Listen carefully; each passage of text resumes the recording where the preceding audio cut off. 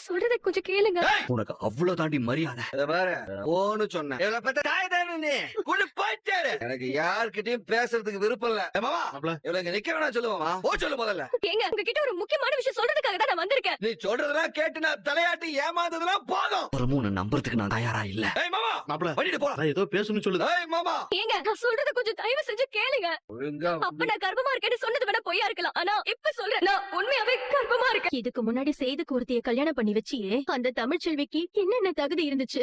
அவ என்ன நம்மள மாதிரி பெரிய ராச பரம்பரையில பிறந்தவளா? ஒண்ணும் இல்லாத வக்கத்தவ வீட்டுல பிறந்தவ தானே. அதனாலதானே இந்த மாதிரி காரியத்தெல்லாம் பண்ணா. அவளுக்கு ஒரு தகுதி இருந்தப்ப ஏன் மகளுக்கு தகுதி இல்லையானே? தமிழ்ச்செல்வி தாமரை ஒன்றா வச்சு பேசுறியா? அலைக்க மடுக்கும் எனக்காவது ஈடாகுமா? என்ன பேசுற? தமிழ்ச்செல்வி கிராமத்து பொண்ணா இருந்தாலும் சாதாரண குடும்பத்துல பிறந்திருந்தாலும் முயற்சியால படிச்சு ஒரு டாக்டர் ஆகணும்னு அதுக்கான பரீட்சை எல்லாம் எழுதி பாஸ் ஆகி ஒரு தகுதியோட அந்த வீட்டுல இருந்திருக்கா. 1000 சொன்னாலும் படிப்புல அவகட்டிக்க ஊரே பெருமையா பேசுற அளவுக்கு என் வீட்டு வாசல்ல பத்திரிகைக்காரங்க எல்லாம் வந்து உங்க மருமக பாஸ் ஆயிருக்காங்க, டாக்டர் ஆக போறாங்கன்னு சொல்ல வச்சு என்ன பெருமைப்படுத்திருக்க. அந்த வகையில பாக்குறப்ப உன் மகளுக்கு என்ன தகுதி இருக்கு? படிப்புலயும் பூஜ்ஜியம், ஒழுக்கத்திலையும் பூஜ்ஜியம், நேர்மையா இருக்கிறதுலயும் பூஜ்ஜியம், எல்லாத்திலயும் பூஜ்ஜியமா இருக்கிற உன் மக ஏதோ ஒரு குடியில ஒன்னா பிறந்து இன்னொரு சென்மத்துல நாம சேர்ந்து பிறக்க போறது இல்ல. அந்த ஒரே எண்ணத்துக்காக தான் உன்னை மன்னிச்சு மறுபடியும் இந்த வீட்டுல விட்டு தேவை இல்லாம சம்பந்தம் அதுக்கு பேச வேண்டாம்.